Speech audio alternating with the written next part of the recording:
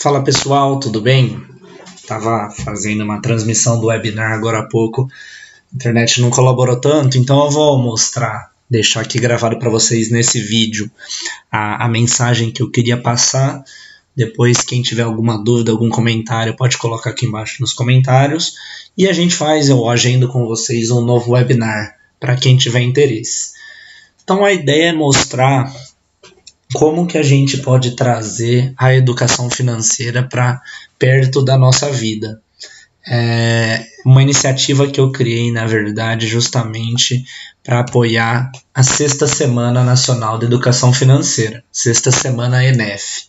Para quem não conhece, é uma iniciativa de caráter nacional, acontece anualmente, são diversas iniciativas como webinários, vídeos, palestras, cursos, materiais relacionados à educação financeira de uma forma gratuita. Então, todas as iniciativas que fazem parte da Semana Nacional de Educação Financeira têm esse intuito de levar conhecimentos sobre a vida financeira pessoal para cada indivíduo da população. Essas são algumas das instituições que organizam e são responsáveis pela Semana Nacional de Educação Financeira. Então, reparem, tem a CVM, tem a Bolsa de Valores, a FEBRABAN, o governo e 3 ministérios da Justiça, Educação e Economia, Banco Central, Sebrae. Então, é uma iniciativa que vale a pena todo mundo ficar de olho, na verdade, por ser gratuita, ter diversas formas, diversos conteúdos, presencial e online. E nessa semana especificamente deste ano, 2019, está acontecendo de segunda-feira passada, dia 20, até agora, dia 26 de maio. Sobre a Semana ENEF do ano passado, então a 5ª edição, a gente teve um total de 7 mil ações, com mais de 280 instituições realizando atividades e mais de 4 milhões de pessoas alcançadas. É um número bacana, é um número que vem crescendo a cada edição da Semana ENEF, mas que ainda é pouco, se a gente for ver proporcionalmente à população do país. A gente tem mais de 200 milhões de pessoas, então ainda uma parcela baixa, e num cenário que ainda tem muito endividamento, muita gente deixa de investir por desconhecimento, então a gente vê que a caderneta de poupança ainda é o principal investimento das pessoas. A poupança ela tem suas vantagens, mas ela não tem uma rentabilidade tão bacana. No longo prazo, dependendo do perfil de cada um, tem outras formas mais interessantes. A gente vê cadastros de CPF que investem na Bolsa de Valores. Chegamos agora à marca de 1 milhão. 300 mil CPFs investindo em fundo imobiliário. Tesouro Direto chega numa marca em torno de 2 milhões de CPFs. Então, assim, ainda tem muito o que ser feito. Iniciativas como essa da Semana ENEF são fundamentais para a gente ter uma evolução na sociedade relacionado ao aspecto da vida financeira. A Semana ENEF ela faz, então, parte de uma iniciativa chamada Estratégia Nacional de Educação Financeira, a ENEF. Trata-se de uma mobilização de vários setores, então multissetorial, em torno da promoção de ações de educação financeira no Brasil. Ela foi criada em 2010 através do Decreto Federal 7.397 e o objetivo é contribuir para o fortalecimento da cidadania, fornecendo o quê? Ações e apoio a ações que ajudem a população a tomar decisões financeiras mais autônomas e conscientes. Então é nessa ideia que eu posso ter um profissional que trabalha para mim, eu posso ter consultores, assessores, mas eu sei tomar minhas decisões, eu sei fazer minhas escolhas. Então é um ponto importante. E aí quando a gente pensa no assunto dinheiro, a gente tem um paralelo que a gente pode fazer com a água. A água é um recurso escasso. Mesmo a gente vivendo num país onde há uma certa abundância desse recurso, temos diversos rios, diversos lagos. A gente tem, por exemplo, aqui na foto o Cantareira, a gente tem o aquífero Guarani. Então a gente tem, ao contrário de alguns países, a gente tem bastante água. Mas, mesmo sendo um recurso que a gente tem bastante, ele acaba, ele é escasso. A gente tem que ter planejamento e controle e um uso consciente. Porque senão, esse mesmo Cantareira, que aqui nessa foto está cheio de água, uma bela imagem, a gente vê um cenário oposto do mesmo Cantareira. Um cenário em que não saía mais água na torneira dos paulistas, um cenário em que o Cantareira secou. Porque não foi feito planejamento, não foi feito controle.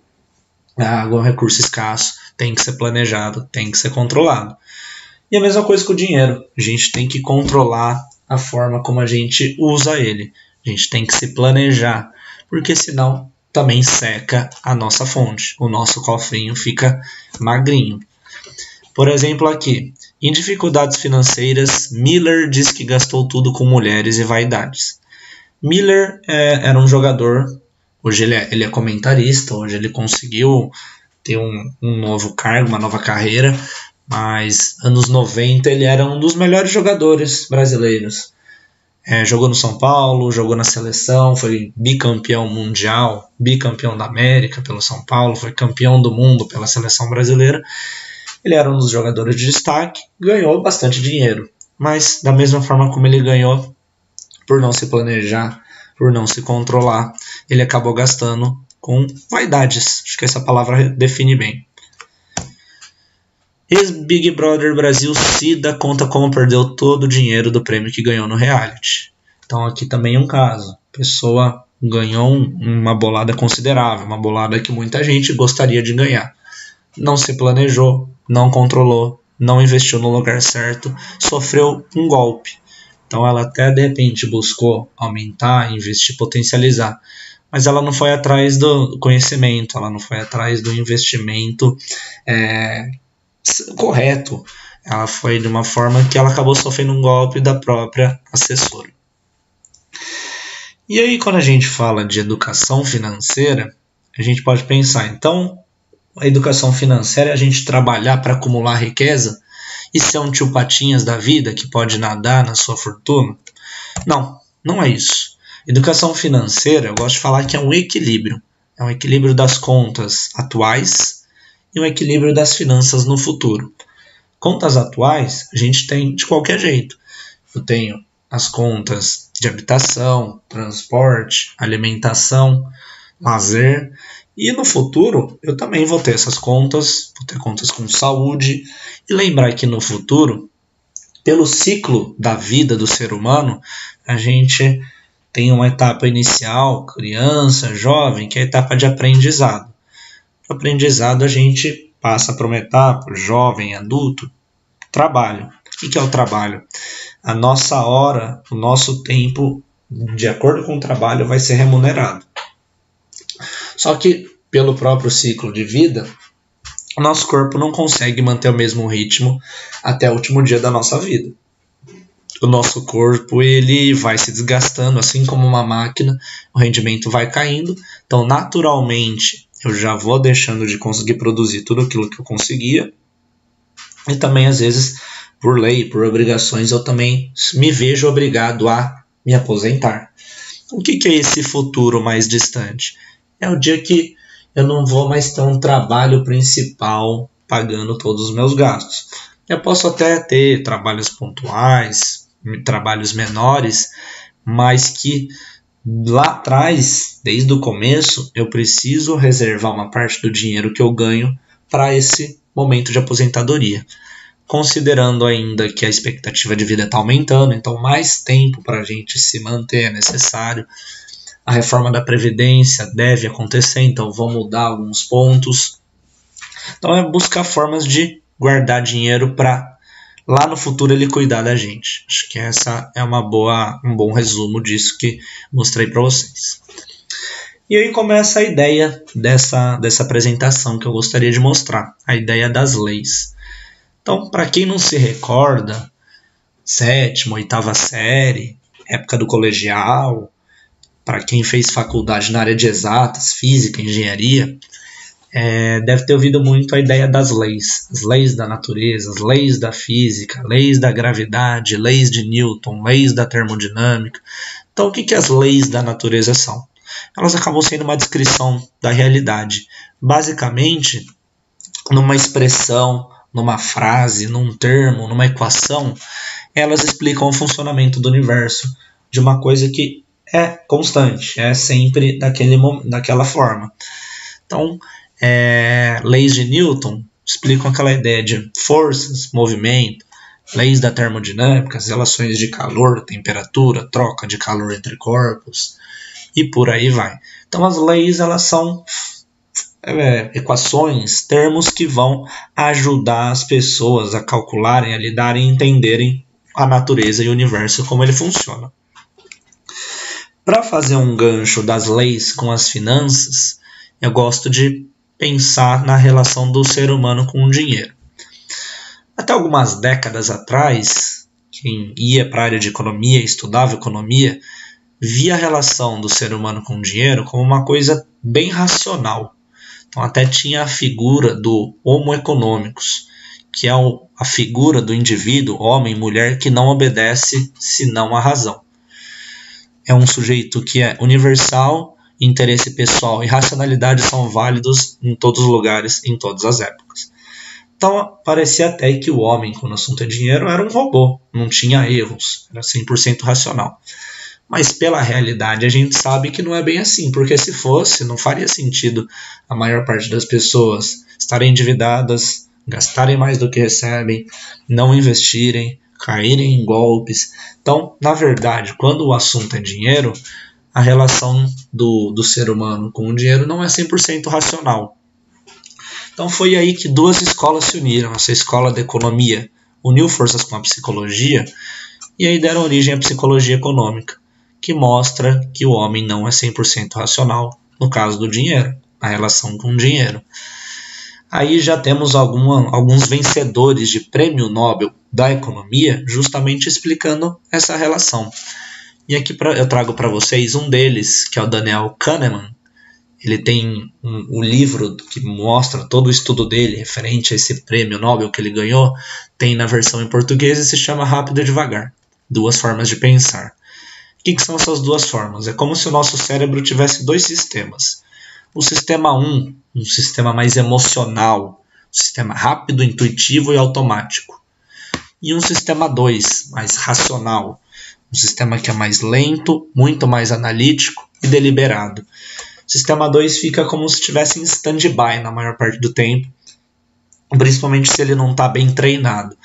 E é o sistema 1 que está sempre ligado e que na hora de comprar, na hora de consumir, na hora de tomar as decisões, ele acaba tendo um poder maior, na maior parte dos casos. Então, quando o assunto é dinheiro, eu tenho esse lado emocional, automático, intuitivo muito mais predominante. Eu tenho que reverter. Então, a educação financeira é justamente treinar e adaptar esse sistema para ele funcionar bem e para a gente ter uma boa saúde financeira. Então, as leis da educação financeira que eu criei, eu trago justamente para a gente levar em consideração esse sistema. Administrar as finanças, se a gente fosse pensar, no papel é uma coisa muito básica, muito trivial. Então eu ponho lá tudo que eu recebo, ponho tudo que eu gasto e eu tenho que trabalhar sempre para gastar menos do que eu recebo. No papel é óbvio, mas na realidade a gente sabe que é outra coisa. Tem gastos que a gente não consegue abrir mão, a gente tem o descontrole, não tem organização. Então, administrar as finanças não é uma coisa 100% trivial. Então, a ideia das 3 leis da educação financeira que eu criei são justamente pensar um pouco naquele gancho de leis da natureza que eu mostrei para vocês, só que, obviamente, com relação com o dinheiro. Então, justamente eu fiz um gancho com conceitos e já leis que existem na física para adaptar para a questão da educação financeira, buscando auxiliar a relação do ser humano com o dinheiro. Então, a primeira lei, a lei do equilíbrio, na física, a gente tem a questão de um corpo estar em equilíbrio quando a somatória das forças é igual a 0. Então, esse quadradinho, esse bloquinho, consegue ficar parado em equilíbrio se a força 1 for igual à força 3 e se a força 4 for igual à força 2. Se a força 4 for maior que F2, ele vai se movimentar para cá. Se a força F1 for menor que F3, ele vai cair. Numa balança, numa gangorra como essas, como que eu consigo ficar num cenário completamente equilibrado? O equilíbrio entre as forças tem uma resultante igual a zero. Então, os pesos, as massas, a força normal que atuam aqui, a somatória entre elas vai ser zero. Eu tenho esse cenário de equilíbrio. Na educação financeira, eu fiz o seguinte enunciado pensando nessa questão do equilíbrio. Para que haja equilíbrio financeiro, não se deve gastar mais do que se arrecada. Caso essa lei não seja respeitada, ocorre o cenário do endividamento. E aí, nesse cenário de endividamento, o sujeito precisa tomar dinheiro emprestado de terceiros. E justamente por pegar esse dinheiro emprestado, ele vai arcar com juros, que são como se fosse um aluguel pelo dinheiro emprestado. E isso vai tirar todo o cenário do equilíbrio. Então, os juros, o empréstimo, ele pode ser importante, mas eu tenho sempre que lembrar que eu vou pagar mais do que eu recebi. E isso tira a condição de equilíbrio. A primeira lei eu preciso trabalhar para manter nesse equilíbrio. Segunda lei é a lei da entropia. Aí, na física, na termodinâmica, estuda-se bastante a entropia quando o assunto são gases, moléculas de gases. Então é como se esse experimento fosse o seguinte. Em um recipiente tem moléculas de um gás vermelho, no outro recipiente tem moléculas de um gás amarelo. Quando eu junto eles, eu não consigo manter essa condição que ficam todas as moléculas enfileiradinhas e bem separadas. Eu chego, no final das contas, nesse cenário, que é tudo bagunçado. Então, o que é entropia? A entropia ela diz que a tendência natural das coisas é a desordem. Então, substituindo as moléculas do gás por dinheiro é parecido. Vamos dizer que aqui seja a minha vida financeira pessoal, aqui seja a minha empresa, minha pessoa jurídica. Para manter tudo bem separado e equilibrado, eu tenho que ter contas separadas, controles separados, cartões separados. Se eu não tenho, vou fazendo tudo misturado, o cenário é de bagunça. E bagunça a gente sabe muito bem que é propícia a trazer problema. E para colocar de novo em ordem, gasta-se bastante energia. Então, de repente, vale muito mais a pena eu gastar uma energia equilibrada aqui para separar tudo, ter um controle separado, do que depois fazer o trabalho reverso. Então, é justamente essa ideia da entropia financeira. O que seria a segunda lei? A tendência natural do dinheiro é a desordem. E para evitar a entropia financeira, é preciso o planejamento e o controle. Terceira lei, transformação. Então, na física, também bastante estudado na química, a gente tem a lei de Lavoisier. Na natureza nada se cria, nada se perde, tudo se transforma. Então eu não consigo fazer uma mágica e criar gelo do zero. Para ter gelo eu preciso de água líquida e colocá-lo num congelador, num lugar que tem uma temperatura mais reduzida. Aí eu tenho gelo, o gelo foi transformado, a água foi transformada em gelo. Nas finanças é parecido. O dinheiro é muito raro o caso de alguém que ganha uma bolada, ganha na loteria. Geralmente a gente tem que trabalhar para o nosso dinheiro ser transformado. Eu não vou criar dinheiro do zero, eu vou transformar. Então, para quem nunca viu essa fórmula, é uma fórmula da matemática financeira que mostra que FV seria o valor futuro, então o valor que eu vou resgatar do meu investimento lá na frente. PV seria o valor presente, o valor que eu apliquei.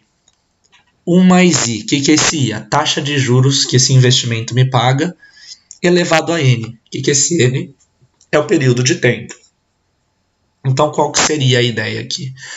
Para eu transformar o meu dinheiro num dinheiro maior, eu tenho que aplicar ele por um período de tempo numa taxa de juros. Esse seria até o conceito de renda fixa. No caso de renda variável, ações, fundos, a gente não tem essa relação dos juros, mas em boa parte das vezes a gente tem a rentabilidade. Então eu coloco um dinheiro esperando ele se valorizar. Como é renda variável, o risco é maior, aí não é uma certeza, mas eu trabalho para transformar meu dinheiro. Então, nos investimentos, não se deve pensar em criação de dinheiro, mas sim em transformação. Então, até vem um gancho. Toda vez que surge algo como dinheiro fácil, rápido, só coloca que você vai ter um retorno alto, fica atento. Pode ser uma pirâmide financeira. Tem muitos casos acontecendo que é nessa ideia de dinheiro fácil, tranquilo, só que na maioria das vezes é alguém mal intencionado justamente para ter a fortuna sustentada por todo mundo que vai entrando. Então, os pilares da educação financeira, se a gente fosse pensar, são economizar. O que é economizar? Vou deixar de gastar, vou cortar gastos para sobrar. Só que aí o que eu faço com esse dinheiro? Primeiro eu poupo. Então eu deixei de gastar, aí eu guardo, então eu poupo. E se eu só deixar o dinheiro guardado, a inflação pode tirar o poder dele. Então eu vou investir justamente para ver o dinheiro trabalhando para mim. Então essa seria a ideia de investir. E por fim, como a gente já viu, as 3 leis da educação financeira, que são leis que eu até tinha criado ano passado, eu trago um bônus em prol da 6ª semana ENEF. Eu trago a 4ª lei da educação financeira. De novo o gancho com a física, com a engenharia. Então, na engenharia, na hora de fazer cálculos, a gente usa muito o conceito de coeficiente de segurança. Então, aqui eu tenho um projeto de uma ponte, faço os cálculos, coloco as dimensões. No papel, os cálculos estão considerando condições ideais. Mas, na realidade, tem diversos fatores que eu não consigo controlar. Tenho incertezas, erros, diferença de material, impureza. Então, eu considero um coeficiente de segurança como uma folguinha nos meus cálculos. Então, ao invés de projetar a ponte, por exemplo, com 50 metros de comprimento das colunas, eu ponho 50 mais 10%, então 55. Então, o coeficiente de segurança ele me dá uma folga para minimizar os riscos. Na educação financeira, vai ser algo parecido, pensar nesse fator de segurança, e aí eu pego mais um gancho com a psicologia econômica. Alguns estudos da psicologia econômica mostram a ideia de como a gente vê os preços. Então, vocês já devem ter percebido, porque os lugares colocam no preço R$1,99, R$9,90. Aí os estudos viram, boa parte das vezes, por conta do nosso sistema 1 mais intuitivo, mais rápido, que não gosta de fazer conta, eu arredondo isso daqui para 1. Isso é chamado o efeito dígito esquerdo. Então, R$1, R$9, vou arredondando isso, então eu acho que eu gastei menos do que eu realmente gastei. No final das contas, isso pode ser um problema. Pode não fechar as contas no meu final de mês. E esse estudo também é bem interessante. Foi uma pesquisa mostrando como que eram as vendas de acordo com o preço anunciado. Então reparem que todos têm 1 centavo de diferença. Mas todos que estão com esse valor mais quebrado venderão mais. Aqui foi mais que o dobro. Aqui pouco a mais, aqui um valor considerável a mais, aqui também. Então esse efeito dígito esquerdo. Além disso, o número quebrado, ele dificulta na conta. Às vezes também intuitivamente a gente acha que está quebrado porque foi um desconto que foi concedido. Mas então, vamos fazer o exercício de aproximar para facilitar a conta, facilitar o controle, mas eu aproximo para cima. 2, 10, 3, 1, então assim vai, aproximo para cima. A margem de segurança é justamente esses centavos que eu achei que gastei, mas não gastei. É melhor do que o contrário, né? Eu gastei e achei que não gastei. Então, é um cuidado que tem que ser feito. Só para vocês verem, né? Então, vamos dizer que compro suco de laranja. O preço do suco de laranja é R$5,99 e eu tomo 5 sucos por semana. 5 sucos por semana eu gasto R$29,95, em um mês R$119,80, um ano R$1.437,60, em 30 anos R$43,128 mil. Mantendo esse mesmo preço. Arredondando para baixo, que é muitas vezes o que o sistema 1 tenta induzir a gente, vou ter a sensação que na semana, no dia, né, eu gastei 5, na semana 25, no mês 100, no ano 1.200, em 30 anos 36 mil. Então, nesse arredondamento para baixo, gastou-se 7.128 a mais do que se imaginou. Seria como se fosse ter tomado 1.189 sucos a mais do que se imaginou. porque eu aproximei para baixo. Qual que seria o ideal? Eu arredondo para cima. Essa seria a ideia do fator de segurança. Às vezes a gente fala, mas eu vou arredondar para cima, nunca me devolvem o troco. Então um ponto também que eu achei interessante pegar um gancho é do Código de Defesa do Consumidor. A lei número 4, artigo 11, fala que é obrigado qualquer estabelecimento ter troco. Era R$4,99, eles não tinham um centavo de troco para os 5 que eu dei. Eles são obrigados a devolver o maior troco que eles têm lá. Então é 5 centavos? Dão 5 centavos. Também não tem 5? 10? Não tem? R$1. Então é o estabelecimento que tem que arcar com o fato dele não ter o troco. Então, pessoal, qual seria a ideia? Como que eu posso pensar em colocar, primeiramente, as 3 leis e agora essa nova lei que eu mostro para vocês em prática?